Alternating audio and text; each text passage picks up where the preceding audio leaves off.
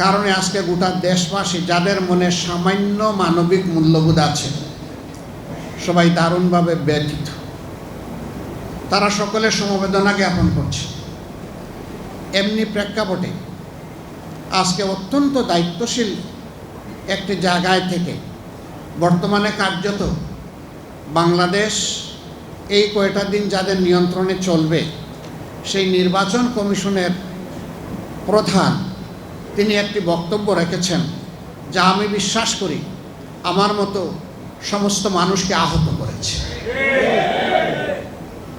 তার উদ্দেশ্য দেখা আমাদের দায়িত্ব নয়, বক্তব্যের বিষয়ে জাতির সামনে এসেছে, জাতি তার এই বক্তব্যকে মোটেই ভালোভাবে গ্রহণ করেনি।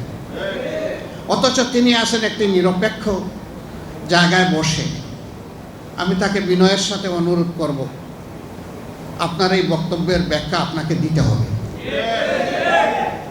জাতির মনে আপনি বক্তব্য যে দুঃখ সৃষ্টি করেছেন এই দুঃখ দূর করার দায়িত্ব আপনার। আপনাকে প্রমাণ করতে হবে আপনি যে সেন্সিটিভ জায়গায় এখন দায়িত্ব পালন করছেন এই জায়গায় দায়িত্ব পালনের জন্য আপনি উপযুক্ত ব্যক্তি, এটা আপনাকেই প্রমাণ করতে হবে। এই জন্য আমি অনুরোধ করব দেরি না করে তিনি যেন তার বক্তব্যটি জাতির সামনে স্পষ্ট করেন। তাহলে জাতি তার ব্যাপারে যদি কোনো দুঃখ পেয়ে তাকে হয়তো দূর হবে, না হয় জাতি সিদ্ধান্ত নেবে, দুইটার যে কোনো একটা হবে। আমরা উনি এবং উনার মতো রাষ্ট্রের গুরুত্বপূর্ণ দায়িত্বে যারা আছেন তাদের সকলের সাথে কাছে বিনয়ের সাথে অনুরোধ করব, আপনারা কেউ দায়িত্ব জ্ঞানহীন কোনো আচরণ এই জাতির সাথে করবেন না।